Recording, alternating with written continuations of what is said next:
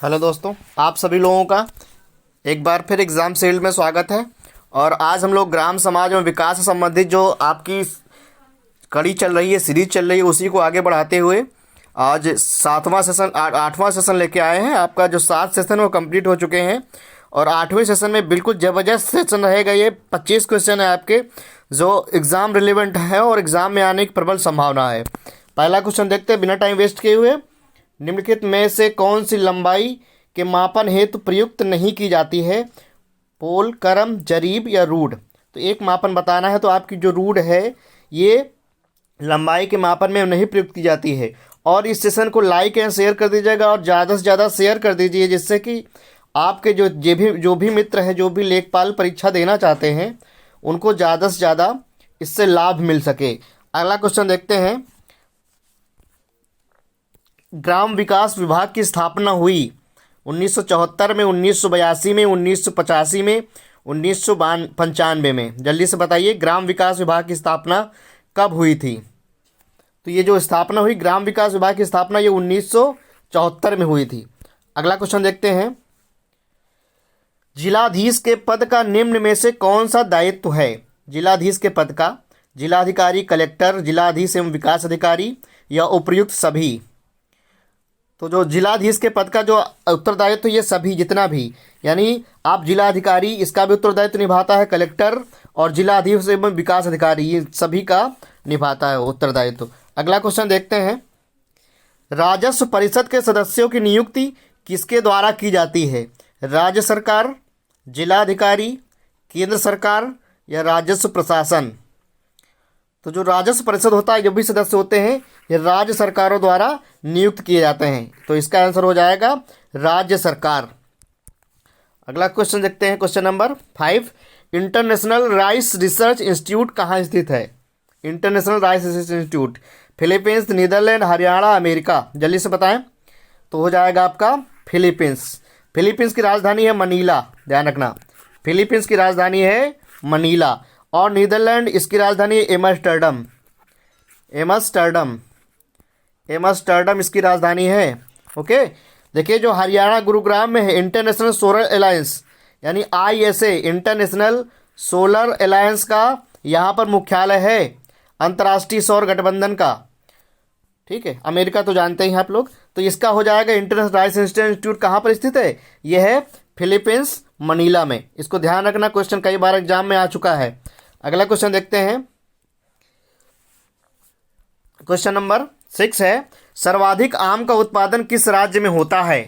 मध्य प्रदेश, महाराष्ट्र, उत्तर प्रदेश या पंजाब। जल्दी से बताएं।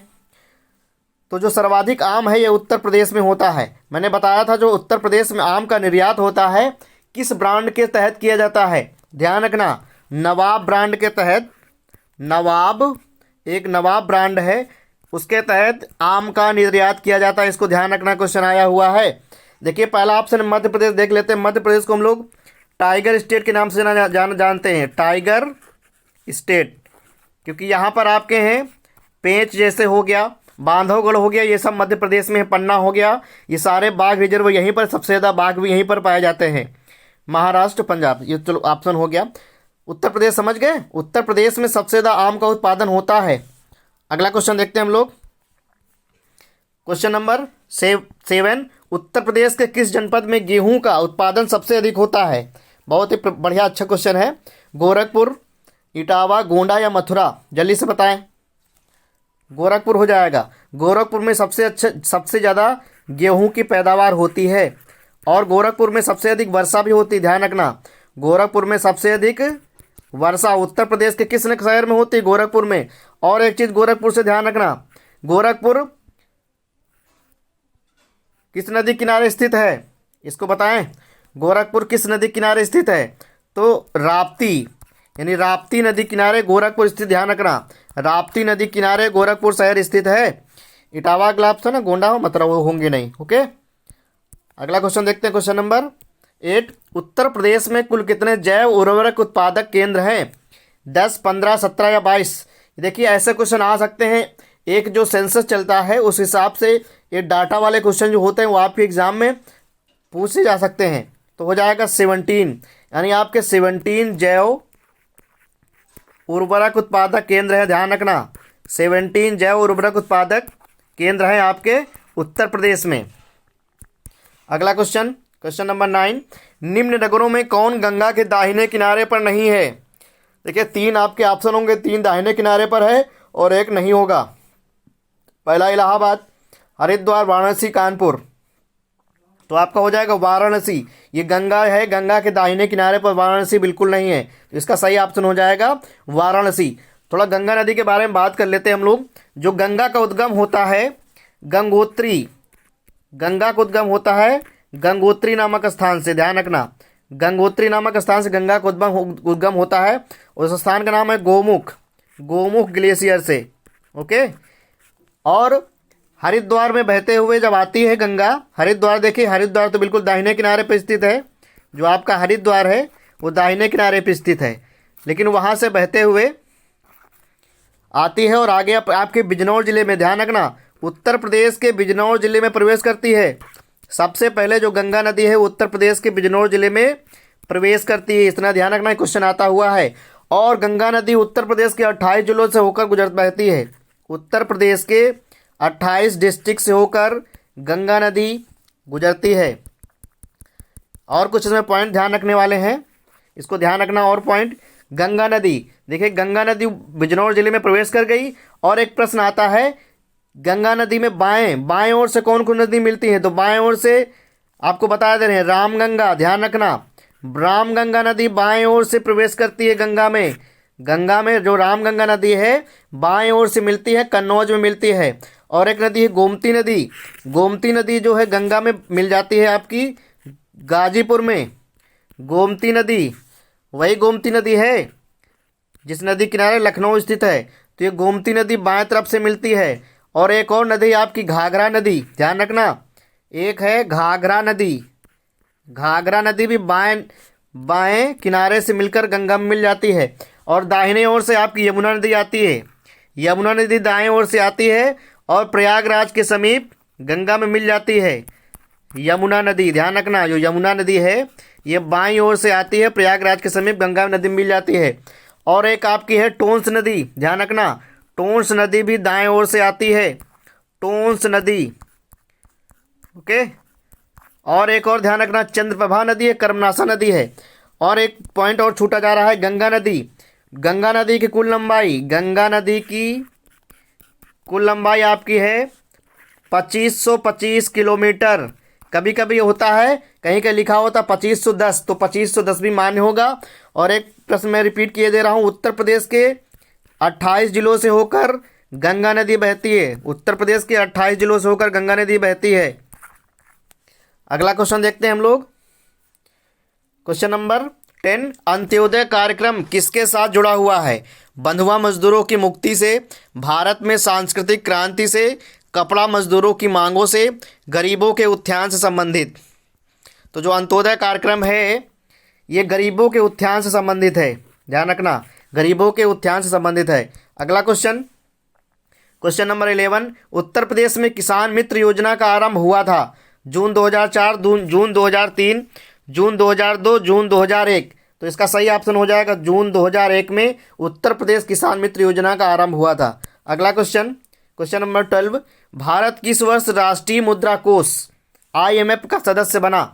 1947, 1949, 1951, 1952। देखिए पहले IMF के बारे में बात कर लेते हैं हम लोग, पहले ऑप्शन टिक कर लेते हैं। 1947 में आपका जो भारत है IMF का सदस्य बना था। देखिए जो IMF की स्थापना है ये हुई थी, इसका जो स्थापना हुई थी 1945 में। इसका जो मुख्यालय है IMF का ये वाशिंगटन में है, ध्यान रखना, IMF का मुख्यालय वाशिंगटन DC, वाशिंगटन में है। IMF का मुख्यालय जो है आपका वाशिंगटन में IMF का मुख्यालय है। 1945 की स्थापना हुई थी। इसका फुल फॉर्म होता है international monetary fund, international monetary fund 1945, Washington DC इसका हेडक्वार्टर है। अगला क्वेश्चन देखते हैं, क्वेश्चन नंबर 13, केंद्रीय ऊर्जा मंत्रालय द्वारा प्रारंभ प्रधानमंत्री सहज बिजली हर घर योजना के तहत प्रारंभ वेब पोर्टल का नाम क्या है? सौभाग्य, सिद्धि, समृद्धि, संपन्नता। तो आपका ऑप्शन हो जाएगा सौभाग्य, ध्यान रखना। और ये सेशन बहुत अच्छा जाना चाहिए आप लोगों के लिए, बहुत ही बेहतरीन क्वेश्चन है, इसको बिल्कुल आगे तक देखते रहिएगा, स्किप न करिएगा, आगे बहुत अच्छे अच्छे क्वेश्चन आने वाले हैं। अगला क्वेश्चन देखते हैं, क्वेश्चन नंबर 14, प्रधानमंत्री ग्रामोदय योजना में सम्मिलित नहीं है। देखिए इस पर ध्यान रखना, जब पूछा जाता नहीं है तो ऐसा क्वेश्चन पूछे जाते हैं। बेसिक शिक्षा, पोषाहार, पेयजल तथा स्वास्थ्य, ग्रामीण सड़कें तथा आवास, लघु उद्योग। देखिए प्रधानमंत्री ग्रामोदय योजना में आपका लघु उद्योग नहीं है, बाकी आपके बेसिक शिक्षा हो गया, पोषाहार, पेयजल तथा स्वास्थ्य हो गया, ग्रामीण सड़कें और तथा आवास हो गया, ये सभी योजनाएं प्रधानमंत्री ग्रामोदय योजना में सम्मिलित हैं। अगला क्वेश्चन देखते हैं, क्वेश्चन नंबर 15, निम्न में से कौन सी संयुक्त परिवार की विशेषता नहीं है। देखिए इस पर फोकस रखना, नहीं है, क्योंकि एग्जाम में ये चीज़ बहुत पूछी जाती है। सामान्य निवास, ये है, बिल्कुल है। सामान्य रसोई घर है। व्यक्तिवादिता की भावना, देखिए ये बिल्कुल नहीं है, व्यक्तिवादिता की भावना, इसका आंसर ये सी नंबर सही हो जाएगा। 16, राष्ट्रीय ग्रामीण रोजगार गारंटी कार्यक्रम के तहत अंतर्गत एक वर्ष में कितने दिन के लिए रोजगार की गारंटी दी गई है। तो आपके 100 रोजगार, राष्ट्रीय ग्रामीण रोजगार गारंटी के तहत 100 रोजगार दिवस यानी 100 दिवस दिए जाएंगे आपके लिए। अगला क्वेश्चन, चिपको आंदोलन का संबंध निम्नलिखित में से किससे है। वनों के अवैध कटान को रोकने से, संचारी रोगों की रोकथाम से, शराब के अवैध कारोबार को रोकने से, इनमें से कोई नहीं। तो आपका हो जाएगा वनों के अवैध कटान को रोकने से चिपको आंदोलन संबंधित है। ध्यान रखना, चिपको आंदोलन के प्रणेता थे सुंदरलाल बहुगुणा, नोट कर लेना, सुंदरलाल बहुगुणा ये चिपको आंदोलन के प्रणेता थे और इनका देहांत अभी जल्दी में हुआ है, इसलिए ये क्वेश्चन आ सकता है। सुंदरलाल बहुगुणा चिपको आंदोलन से संबंधित है ये। अगला क्वेश्चन, इंदिरा आवास योजना जो एक केंद्र समर्थित योजना है का राज्य सरकार के साथ लागत सह अनुपात क्या है। 80:20, 75:25, 66:34 और 90:10। तो आपका हो जाएगा 75:25, ये सही आंसर हो जाएगा।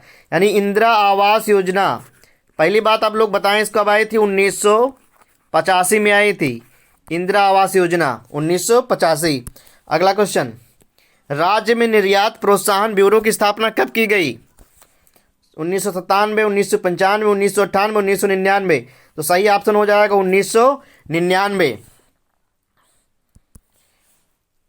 क्वेश्चन नंबर 20, चुनार किस उद्योग के लिए प्रसिद्ध है। कांच उद्योग के लिए, सीमेंट उद्योग के लिए, बीड़ी उद्योग के लिए, इनमें से कोई नहीं। तो सही ऑप्शन हो जाएगा सीमेंट उद्योग के लिए प्रसिद्ध है। देखिए चूड़ियाँ, कांच की चूड़ियाँ कहाँ बनती हैं, फिरोजाबाद में, ध्यान रखना, फिरोजाबाद। ओके, अगला क्वेश्चन देखते हैं, उत्तर भारत का पहला महिला उद्यमी पार्क कहाँ स्थित है। लखनऊ, दिल्ली, कानपुर, ग्रेटर नोएडा। तो आपका ऑप्शन हो जाएगा ग्रेटर नोएडा में। उत्तर प्रदेश का पहला महिला उद्यमी पार्क ग्रेटर नोएडा में स्थित है। अगला क्वेश्चन, उत्तर प्रदेश में लिंगानुपात वर्ष 2001 में 892 से वर्ष 2011 में तक पहुंच गया। यानी 2011 में उत्तर प्रदेश का लिंगानुपात पूछा जा रहा है आपसे। तो 925, 930, 912, 922। तो आपका सही उत्तर हो जाएगा 912 हो जाएगा। देखिए 912 हो जाएगा। और अगर बात करें इंडिया की, हम लोग इंडिया की बात करें तो 2011 सेंसस के अनुसार इंडिया का जो लिंगानुपात था, सेक्स रेशियो जो था, वो इंडिया का है 943। यानी इंडिया से अगर इसकी तुलना की जाए कितना कम है, 31 कम है। ध्यान रखना, इंडिया का जो सेक्स रेशियो 943, इसका यही अर्थ होता है कि प्रति 1000 लड़कों पर कितनी लड़कियां हैं। तो उत्तर प्रदेश में 912 हैं। उत्तर प्रदेश की बात की जाए तो उत्तर प्रदेश में आपकी 912 हैं। लेकिन अगर बात करें हम लोग पूरे ऑल इंडिया की, यानी पूरे इंडिया के भारत की बात की, तो वहाँ पर 943 है। इसको ध्यान रखना। और एक चीज़ बता दें, यहाँ पर आपका उत्तर प्रदेश में सबसे अधिक लिंगानुपात वाले जिले बताए दे रहे हैं। यूपी के सबसे अधिक लिंगानुपात वाले जिले, तो आपका जौनपुर में सबसे अधिक लिंगानुपात है। ये प्रश्न आया हुआ है, जौनपुर में सबसे अधिक लिंगानुपात है और 1024, यानी इतना लिंगानुपात है जौनपुर में, 1024। उसके बाद आपका आता है आजमगढ़।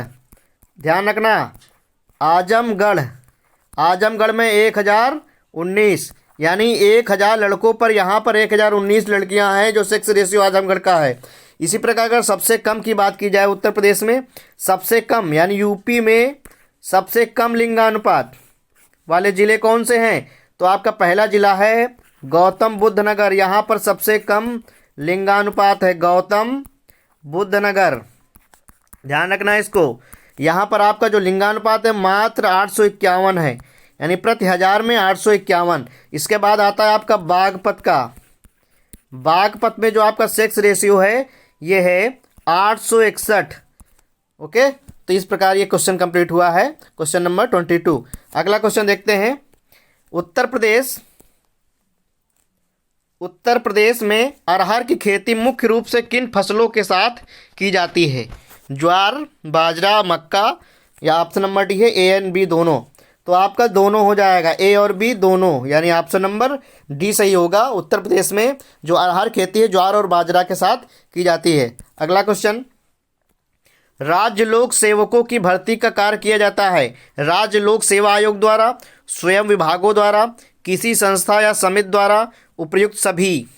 जो राज्य लोक सेवा जो होते हैं ये सभी, ये जितने भी चरण होते हैं सभी चरण, यानी संस्था भी करती है, राज्य लोक सेवा आयोग करता है, स्वयं विभागों द्वारा, मतलब जैसे भर्ती का प्रारूप जारी किया गया उसी हिसाब से भर्ती हो जाती है। अगला क्वेश्चन, गांव में भू राजस्व वसूली का कार्य किया जाता है, यह तो हमें लगा रिपीट हो गया क्वेश्चन। अमीन द्वारा, गिरदवार द्वारा, सरपंच द्वारा, तहसीलदार द्वारा। इसका सही ऑप्शन हो जाएगा अमीन द्वारा। इस प्रकार आपके 25 क्वेश्चन आज कंप्लीट हो गए हैं और ये जो श्रृंखला है आगे इसी प्रकार आती रहेगी। आप लोग ज़्यादा से ज़्यादा इस वीडियो को शेयर करिए, जिससे आपके मित्रों को इससे फ़ायदा हो सके, और आगे आने वाले समय में इससे अच्छे अच्छे वीडियो आते रहेंगे और ये सीरीज़ है आगे बिल्कुल चलती रहेगी। जय हिंद, जय भारत।